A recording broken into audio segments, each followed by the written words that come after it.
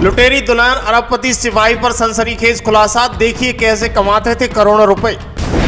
दुल्हन ने बारी बारी से करोड़ों ठगे, कभी जयपुर, कभी आगरा तो कभी देहरादून में किया कांड।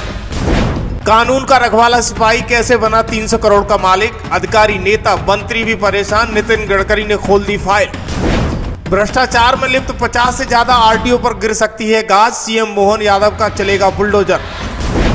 इन दिनों पूरे भारत में तरह तरह के परिणाम सामने आ रहे हैं, कभी लुटेरी दुल्हन तो कभी अरबपति सिपाही। लेकिन बड़ा सवाल ये कि पैसे कैसे कमाते हैं, क्या है इसका फॉर्मूला जिससे लुटेरी दुल्हन कैसे बन जाती है करोड़पति और 50,000 रुपए सैलरी वाला सिपाही कैसे बन जाता है अरबपति, कैसे फैलाया अमेरिका तक बड़ा नेटवर्क।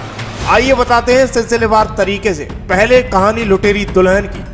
नाम है निक्की और काम है पैसे वाले लोगों को लूटना। निक्की जो उर्फ लुटेरी दुल्हन को गिरफ्तार कर लिया गया है। दरअसल लुटेरी दुल्हन वाली कई फिल्में आपने देखी होंगी। लुटेरी दुल्हन ने लाखों की चपत लगा दी, इसके आपने कई सारे किस्से सुने होंगे। अब एक और लुटेरी दुल्हन का किस्सा सुर्खियों में छाया हुआ है। नाम इसका निक्की है और काम पैसे वाले लोगों को लूटना है। निक्की उर्फ लुटेरी दुल्हन को गिरफ्तार कर लिया गया है। बता दें कि जयपुर पुलिस ने शादी कर युवकों को लूटने वाली महिला को उत्तराखंड के देहरादून से गिरफ्तार कर लिया है। गिरफ्तार के बाद महिला ने कई सारे राज खोले हैं। सूत्रों के मुताबिक महिला ने यह भी बताया है कि अब तक वो कई कारोबारियों को शादी के नाम पर करोड़ों का चूना लगा चुकी है। आइए बताते हैं कितने मामलों में वो शादी का झांसा देकर लूट का शिकार बना चुकी है। सबसे पहले लुटेरी दुल्हन बहुत ही सादे तरीके से लोगों को चूना लगाने का काम करती है। निक्की उत्तराखंड की रहने वाली है। उन्होंने अलग अलग राज्यों में अमीर लड़कों से शादी की और फिर सेटलमेंट के नाम पर वसूली की। जानकारी के मुताबिक अब तक दोनों 1.25 करोड़ रुपए से अधिक वसूल चुके हैं। इतना ही नहीं, लुटेरी दुल्हन ने फरवरी 2023 में एक व्यापारी से शादी की थी और वो शादी के 5 महीने बाद घर से 36 लाख रुपए के जेवरात और नकदी लेकर फरार हो गई थी। इसके बाद पुलिस ने जब जांच शुरू की तो सामने आया कि मैट्रिमोनियल साइट से लोगों को अपना शिकार बनाती थी। इसके बाद वो अपने हथकंडे यूज करती थी। इसके बाद शादी का झांसा देकर वो घर से 36 लाख के जेवरात और नकदी लेकर फरार हो गई थी। देहरादून में कारोबारी पति और उसके स्वजनों के खिलाफ मामला दर्ज करवाकर ब्लैकमेल करने लगी थी। रविवार को मुरलीपुर थाना क्षेत्र की पुलिस टीम ने देहरादून में दबिश देकर उसे पकड़ लिया है। इसी बीच आगरा में भी एक व्यापारी ने सीमा के साथ समझौता के लिए 75 लाख रुपए की रकम चुकाई थी। सुगड़ गांव के एक सॉफ्टवेयर इंजीनियर ने 9 साल तक मुकदमा लड़ा और अंत में निर्दोष साबित हुआ, लेकिन समझौते के नाम पर उसे भी 10 लाख रुपए देने पड़े थे। जयपुर के जौहरी के साथ भी साझेदारी का नाटक कर झूठे आरोपों में फंसाने की कोशिश कर रही थी। ध्यान देने वाली बात यह है कि इस मामले पर पुलिस की जांच सामने आई है कि महिला पहले भी एक सॉफ्टवेयर इंजीनियर और एक व्यापारी से शादी कर चुकी है। आरोपी महिला पैसे वाले लड़कों से करोड़ों रुपए हड़प कर 2 को जेल पहुंचा चुकी है। साथ ही दोनों पर उसने दुष्कर्म का मामला भी दर्ज कराया है। आइए बताते हैं कि अरबपति सिपाही की कहानी, जिसके सामने अधिकारी से लेकर नेता भी सारे सब फेल हो जाते हैं। नाम सौरभ शर्मा, काम कांस्टेबल, संपत्ति करीब 300 करोड़। एक कांस्टेबल निकला धन कुबेर, देख के डीजीपी और एक से बढ़कर एक आईपीएस भी हैरान।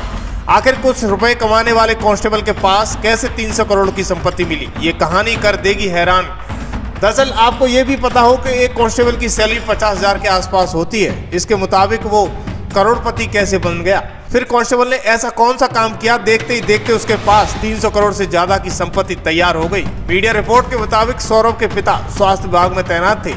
साल 2016 में उनकी मौत हुई। उनकी जगह पर सौरभ शर्मा को नौकरी मिली। स्वास्थ्य विभाग ने नौकरी देने के बजाय सीधा लेटर लिखा, कहा कि यहाँ कोई पद खाली नहीं है। ये जानबूझकर करवाया गया था ताकि उसे मन चाहे विभाग में नौकरी मिल सके। उसी साल कांस्टेबल के पद पर उसकी सीधी भर्ती हो गई। पहली पोस्टिंग ग्वालियर परिवहन विभाग में हुई। कुछ ही महीने बाद वो चेक पोस्ट पर ड्यूटी करने लगा।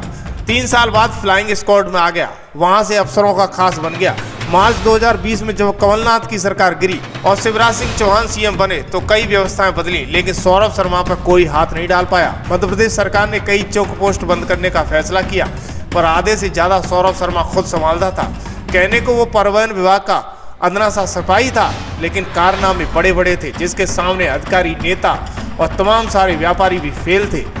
दरअसल सौरभ शर्मा का लेन देन और वीआरएस आयकर विभाग के सूत्रों के मुताबिक सौरभ शर्मा ने जब वीआरएस स्वैच्छिक सेवानिवृत्त लिया था तब भी आरटी अफसरों से पैसे भेजे जाते थे, जिन्हें वो विभिन्न माध्यमों से संचालित करता था। इस मामले में परिवहन विभाग के आला अफसरों की भूमिका पर भी सवाल उठना शुरू हो गए हैं। क्योंकि सौरभ शर्मा के साथ इन अधिकारियों के लगातार संपर्क होने का पता चला है।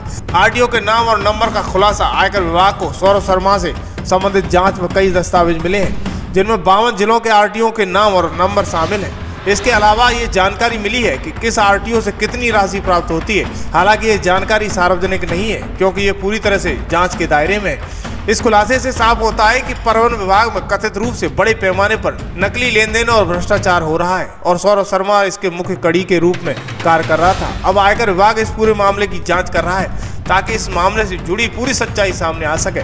दरअसल आप इससे पहले भी देख चुके हो कि आयकर विभाग को भोपाल में 52 किलो सोना और 11 करोड़ रुपए कैश के साथ जब्त की गई इनोवा कार के मामले में चेतन सिंह गौर से आयकर विभाग ने पूछताछ कर ली है। चेतन फिलहाल आयकर विभाग के संपर्क में है। उसके बयान के आधार पर अब मुख्य आरोपी सौरभ शर्मा से पूछताछ की जाएगी। हालांकि अभी सौरभ शर्मा को तलब नहीं किया गया है, लेकिन जल्द ही उससे पूछताछ के लिए बुलाया जा सकेगा।